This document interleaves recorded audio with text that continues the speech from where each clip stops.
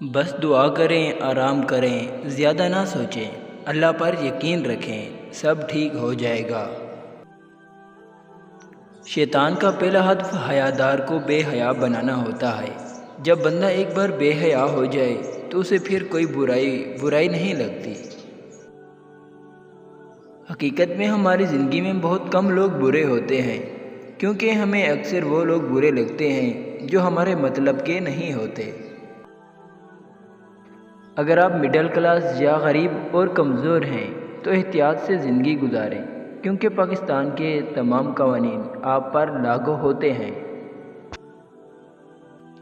زندگی میں ہر موقع سے فائدہ اٹھاؤ، لیکن کسی کے بھروسے سے اور جذبات کا نہیں۔ حالات کچھ یوں ہیں کہ اگر کسی انسان کو پتہ چل جائے کہ اس کے اختیار میں کسی کی خوشی اور سکون ہے تو وہ خدا بننے میں دیر نہیں کرتا۔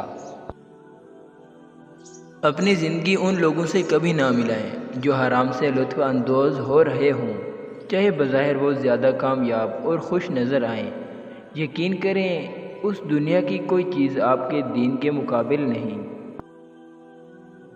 3 چیزیں آپ کی زندگی کا نظریہ بدل دیتی ہیں اور آپ کے اندر گہرا خلا چھوڑ جاتی ہیں: بیماری، پردیس اور کسی عزیز کا بچھڑ جانا۔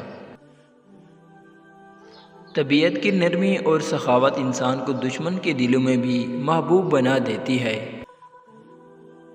مرد سے مرد کے لیے ایک مرد ہونے کے ناطے کبھی گھر میں مت بیٹھو، باہر نکلو، دوست بناؤ اور نئے تعلقات قائم کرو۔ مرد کا کام ہے دنیا کا سامنا کرنا، خطرات مول لینا اور مشکلات کو گلے لگانا۔ پیارے ناظرین، اگر آپ کو ہماری ویڈیو اچھی لگی ہو تو پلیز چینل کو ضرور سبسکرائب کریں تاکہ ہر نئی آنے والی ویڈیو کی نوٹیفیکیشن آپ تک جلد پہنچ سکے۔ شکریہ پیارے ناظرین۔